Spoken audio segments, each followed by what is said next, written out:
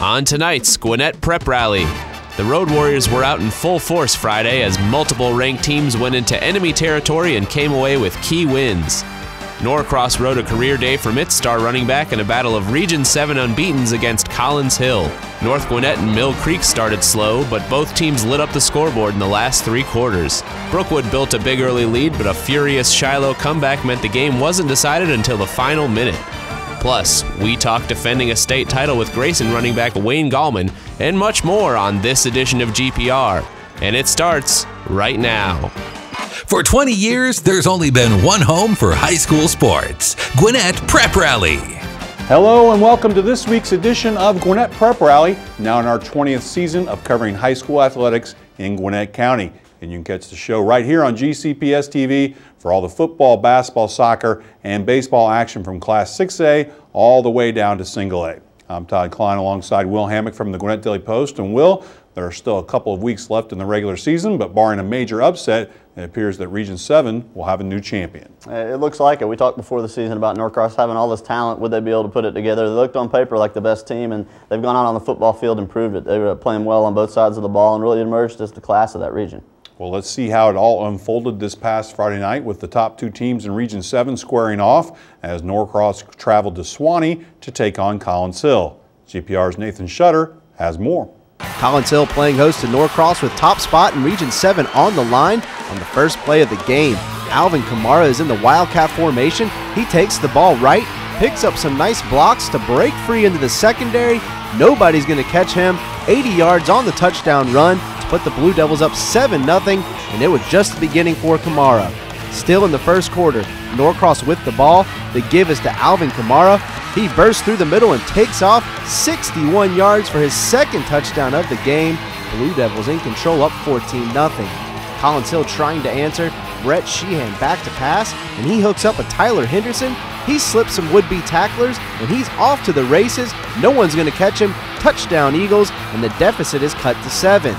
Collins Hill now down 21-7. Sheehan drops back to pass, and he's going deep downfield to C.J. Davis, and he makes a great catch inside the 10-yard line. That would set up Daniel Fish. He takes a direct snap and waltzes into the end zone. Collins Hill would tack on a Mitchell Blanchard field goal, but still trail 21-16. Norcross trying to play add-on late in the half. Joseph Wilbur back to pass, and he dumps it off to Miles Autry in the flat. Autry will cut it back across the field, pick up a few blocks, and sneak into the end zone for 6. Blue Devils up 28-16 at the break. Second half, and the Norcross defense coming with big stops. Jaquan Frazier and Michael Marshall get to Sheehan and bring him down for the quarterback sack. Norcross offense trying to close things out, and who better to do it than Alvin Kamara breaking free for his 3rd touchdown of the game as Norcross remains undefeated on the season with a 35-23 win over Collins Hill. Well, Will, kind of a statement game here for Norcross. This was 2 unbeatens in the Region 7, but when this was all over, I think we clearly saw kind of the class of the region here. Yeah, Norcross really separated itself from the other teams. They're the last unbeaten team, and I really think they're going to coast here through these last 3 games. Probably go undefeated into the state playoffs and have a chance to make a run. I really like how their star players stepped up in this game. Alvin Kamara with his 300 rushing yards. Defensive end Lorenzo Carter is a beast. He had 4 sacks in this game, just really all over the place. Well, there's no doubt Norcross, one of the top teams probably in the state, not just this region. So I'm trying to figure out where Collins Hill stands. I think they put up a pretty good effort against the Blue Devils. How do you see Collins Hill as a playoff team, and what could they maybe do in the playoffs? I think Collins Hill is definitely a playoff team. It's going to be tough for them. I mean, they go from being undefeated atop the region. Their schedule gets much more difficult. They kind of had a front-loaded, easier region schedule. Now the games are going to get really tough. They had teams like North Gwinnett to face still, and Collins Hill is going to have to turn it on here in the last part of the season if they want to get into the state playoffs.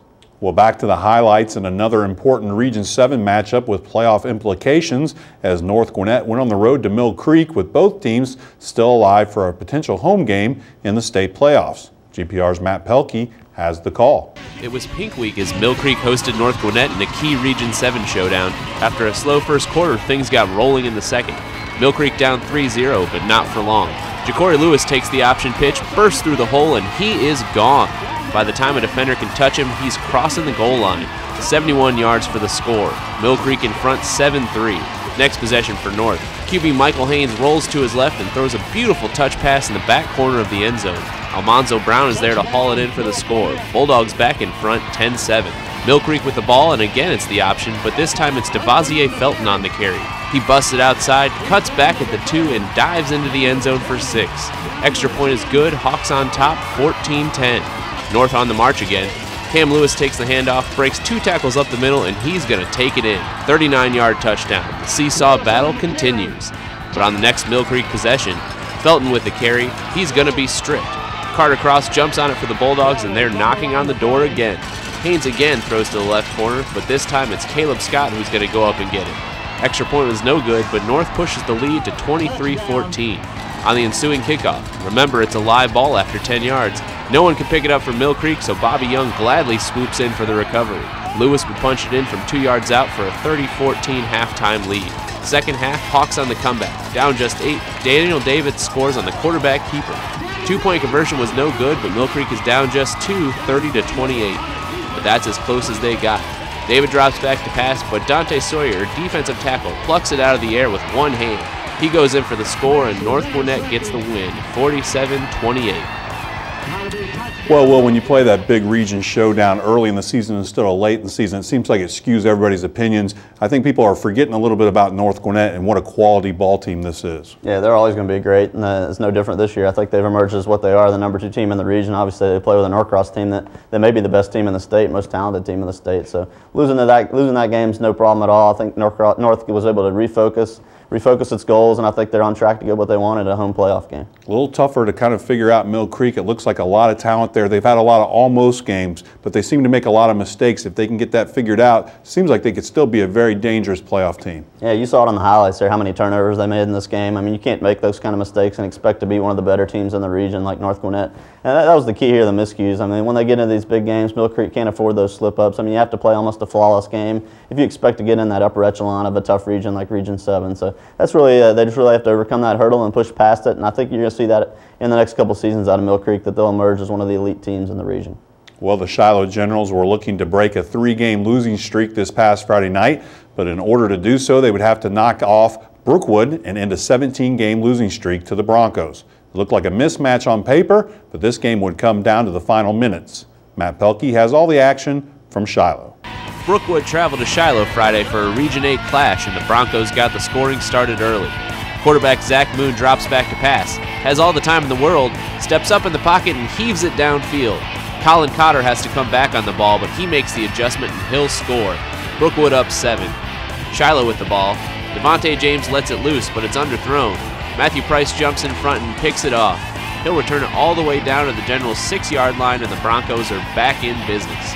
Next play. Moon pitches it out wide to Jamal Cole. He'll beat the defense around the edge and in for 6. Broncos lead by 2 touchdowns. Second quarter now. Moon drops back and has a man open over the top. Again, it's Cole for the touchdown. Broncos on cruise control. Shiloh won't lay down, though. James in the pocket. He'll find Cameron Stewart streaking down the sideline. Stewart hauls it in, and Shiloh cuts into the lead, down 24-10. Generals with the ball again. They give it to Trayvon Jones. He fights through traffic up the middle and rumbles 51 yards all the way down to the Bronco 9. That would set up Devontae James. He takes the QB keeper and sneaks it in. Shiloh down 30-17. One more time for James. He rolls to his right and fires a bullet to the corner. Daniel Wardell makes a diving catch for the score. Generals within 6. Under a minute left. They go for the onside kick, but Brookwood recovers and the comeback bid falls short. Broncos hang on to win 30-24. Well, special thanks to the Shiloh Touchdown Club for providing those highlights. And Will, I think this game's a great example of how tough it might be to be a Brookwood Broncos fan. On one side, you love that offense. On the other side, the defense makes you a little nervous. In this case, Shiloh made a little bit of a comeback, but it's hard to argue with this offense and the way it's humming around for Brookwood. Yeah, there's a lot of weapons over there on the offensive side of the ball. I mean, the key to this team is going to be shoring up that defense, but I don't think there's any question that Brookwood can move the ball on offense, can put up some points. Obviously, the playmakers in the backfield at wide receiver, the quarterback's playing well. So Brookwood's going to be able to put up some points. They just have to do some things on defense to shore things up. And then looking at Shiloh, I know coaches aren't into moral victories, but they're showing a lot of fight, and I thought this game showed it a lot. Shiloh could have laid down, probably got blown out in this game very badly, but they came back, fought back, and showed some good offense like they have all year. Yeah, I don't think there's any question Shiloh is the most improved program in Gwinnett County. I mean, not just in the region, but in Gwinnett. I mean, they've done so many great things under Coach Hobbs. He does a great job, a first-year coach. I think he's only scratching the surface of what he's going to be able to do with this Shiloh program. I look at them being a playoff team here in the next few seasons as he puts it together and starts to do things his way and gets more people excited with the program. I think he's going to get more players out and be able to do great things at Shiloh. Well, seeding is very important when it comes to the state playoffs, and the GAC Spartans wanted to get their region slate off on the right foot as they welcome Westminster to Norcross. Nathan Shutter has more. GAC playing host to Westminster in both teams' region opener, and the Spartans offense with an early spark as Kyle Scales breaks free downfield. He finally gets brought down at the 20-yard line for a 60-yard gain. Later in the drive, Spartans going for it on 4th and goal, and Scales will finish what he started with a touchdown to give GAC an early 7-0 lead. Second quarter, Spartans on the offensive. Rafe Chappell running the option, and he makes the last-second pitch to Kyle Scales. He tiptoes down the sidelines all the way for the touchdown to give GAC a 14-0 advantage. Time running out in the half, Chappell back to pass, and he's going deep downfield to Chris Williams. Williams will make the catch and strolls into the end zone for 6. Spartans lead 20-0 at the break. Fourth quarter, GAC looking to put it away. Rafe Chappell will keep it on the option, and he goes untouched into the end zone, and the Spartans get a big region win as they knock off Westminster 30-0. Well, a nice victory there, Will. I think the thing that stands out is it takes this long for GAC to get to region play because they're in such a small region. Yeah, that was really a challenge for teams like GAC and Wesleyan to fill their schedules with non-region games. Nobody really wants to play the private schools, so they had to search far and wide to find 6 games to fill in their schedule. But they played very tough opponents from larger classifications, out-of-state opponents. It really got GAC battle-tested for region play, and they showed it here against Westminster, just really took it to the Wildcats, and I think they've emerged as the favorite in that region to win the title. Well, when it comes to the Grayson football team, it's hard not to think about Robert Kimdichie, the #1 recruit in the nation. But this Rams squad is loaded with college-level talent, and one of those standout players is senior Wayne Gallman. Tonight's team leader is presented by Breda Pest Management. Grayson two-way standout Wayne Gallman may not have the eye-popping stats of other elite backs, but his ability to shine on the field has made him one of the top players in the state of Georgia. I think I wasn't able to show a lot last year, but through what I did last year, making plays every time I had the ball. Pass is caught. It's Wayne Gallman. He's going to go into the end zone for the touchdown. And being a playmaker as I was, I think that's a big reason why a lot of schools looked at me. Very durable, very, very hard runner. Runs the ball between the tackles extremely hard. And his speed is unbelievable. He's got tremendous speed where, I mean, if he breaks open, he's going to be gone. While Gallman may be an individual talent, it's the selflessness and desire to put his team first that truly makes him a standout player. Of course he wants to have 1,000-yard rushes. Of course he wants to score, 20 or 30 touchdowns. I mean, he's just like any other kid, but at the end of the day, he's not going to whine about it. He's not going to go into a shell and pout about it, and that's what makes our team a success. His team-first attitude and football abilities made Wayne Gallman a highly sought-after recruit and garnered scholarship offers from the likes of Georgia, Auburn, and Wisconsin, among many others. But in the end, only one destination made sense for Gallman and his family. I decided to go to Clemson because it appealed to me most out of any other school. I like their family-type community. Another thing, my mom loved it. When we first visited there after Auburn, she said, "Wayne, that's the school I wanted you to go to." Just looking at how Clemson's offense is, how they're going to spread and they're rapidly going off the ball, I think I'd be able to fit in pretty good. A lack of carries in the Grayson offense did not hinder college interest for Wayne Gallman, and it may actually benefit him in the long run. Wayne's going to be a great player. His longevity going into Clemson is going to be amazing because he's going to be fresh. He's going to be fresh. While a lot of these guys come in, they're going to be beat up. He's going to be ready to go. Well, when you look at Wayne Gallman, and the thing that kind of stands out is not only is he a talented running back, but really just talented on both sides of the ball. Yeah, he's such a versatile player. I mean, offense, he's very versatile. He can run the ball, catch the ball. He's obviously a threat there, but I think defensively he's an excellent player too. I wouldn't be surprised at the college level to see him play in defense. He's such an excellent player, whether it's as a linebacker or as a safety. I mean, I think I see him being a great college safety if he wants to go that route, but just a guy with a lot of talents and a bright future whatever spot he plays. Time now for Will's World. We put 60 seconds on the clock and we get into the mind of our very own Will Hammock And Will, what do you have for us this week? We saw Rafe Chappell on the GAC highlights earlier. His older brother Colton's a star up at Harvard. He's really putting up some huge numbers. Harvard's got a really impressive winning streak going on right now, really the class of the Ivy League, and Colton's kind of the star of that program. He's a big reason why. Putting up huge numbers, and I think he's definitely looking at being the Ivy League Player of the Year, and a guy that's really got started or part of a great quarterback tradition over there at GAC. Another blast from the past, DJ Adams. He started off his career at Maryland and had a couple of great seasons at Maryland. Rushed for a lot of touchdowns up there. Transferred to Portland State. He's kind of resurfaced there, and he's the leading rusher as a junior up there at Portland State out in Oregon. He's a guy that's I think has a bright future too. He's a great, powerful runner. He's already their leading rusher, looking like a 1,000-yard season for him this year at the college level. And back to Grayson a little bit. David McTeer is going to be such an important player for Grayson as the playoffs go on. There's going to be teams in the playoffs that are going to stuff Grayson's rushing attack and really put emphasis on that. At that point, David McTeer is going to have to make plays in the passing game for Grayson to repeat as state champion. I think he probably knows that, and I think he's got the talent to do that. He's a kid that runs it well, but he maybe throws the ball better than people realize. Well, we talked about earlier in the show how kind of a region showdown like the Norcross North Gwinnett kind of blunts a little bit of the games later in the season. I think maybe the same thing happened with Grayson. They get upset in their first region game with Parkview. People start forgetting about them a little bit. But talk about this Grayson team and what you expect from them as we get ready for playoff time. I really think it's a state championship quality team. I mean, definitely on the defensive side of the ball, it's a state championship defense. I think they can do it before, really get back to where they were and play for a state championship. But, that wouldn't surprise me to see them do that. I think it maybe took a little of the heat off of them, and that national ranking's kind of out of the way now. They really can't focus. They can focus only on a state championship and do what they do to win that, and I think they have the team that can do it. Time now to focus on standout performances. Let's move on to this week's Building Blocks presented by Britt's Home Furnishing. And first up is Alvin Kamara. And Will, I look for stats like this maybe from a quarterback, but from a running back, you got to be kidding me. Yeah, from the start, it was just really impressive. I think he had like 166 yards on his first 4 carries. So the first play of the game was that big long touchdown run. He really got it done. He's a guy that's definitely going to be a running back at the college level and be a star wherever he goes. He's looking at Georgia and Alabama as his favorites right now. So I think you're going to see him being an excellent college player because of that speed. And another excellent offensive game. You look for Collins Hill, Tyler Henderson. Big-time game receiving. Yeah, not the biggest kid in the world, but he's very versatile. Caught 6 passes for 110 yards and a touchdown. In addition to leading them in rushing, I think he's a guy, talking to Norcross coach Keith Maloof afterwards, they're surprised they don't get the ball more to Tyler Henderson. He's such a playmaker for Collins Hill. He can do a lot of things in that offense. Also returning kicks, he's dangerous in that regard. And another developing playmaker over there at North Gwinnett, Cam Lewis. Big game running the ball. Yeah, running back was kind of position of question there early in the season for North Gwinnett. It's clear Cam Lewis has filled that role. 117 yards, a couple touchdowns. He really got it done against Mill Creek. I think you can look for him to be the feature back for the rest of this football season. He's a guy that can get it done, and he really filled a void on that North Gwinnett offense that they needed to complement what Michael Haynes does for those guys.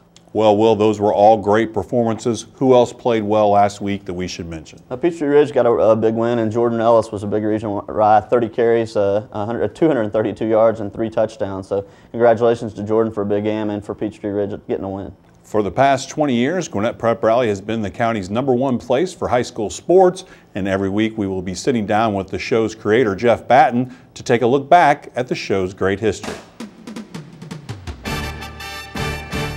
They say you can always pick out a pioneer because he's the one with the arrow in his back. Well, that's a little bit about how it was for Gwinnett Prep Rally when we started off in 1993. Prep Sports Plus on Georgia Public Television had been around for a year. They started in 1992, and they were kind of the favorite child of the Georgia High School Association. You know, they had a big budget, and they were all over the state, and the GHSA loved that. So we showed up in '93, and we were the first television show in the state of Georgia to kind of go in a county-by-county sort of format. We were just Gwinnett County. So nobody had any idea who we were when it came time to the state tournament.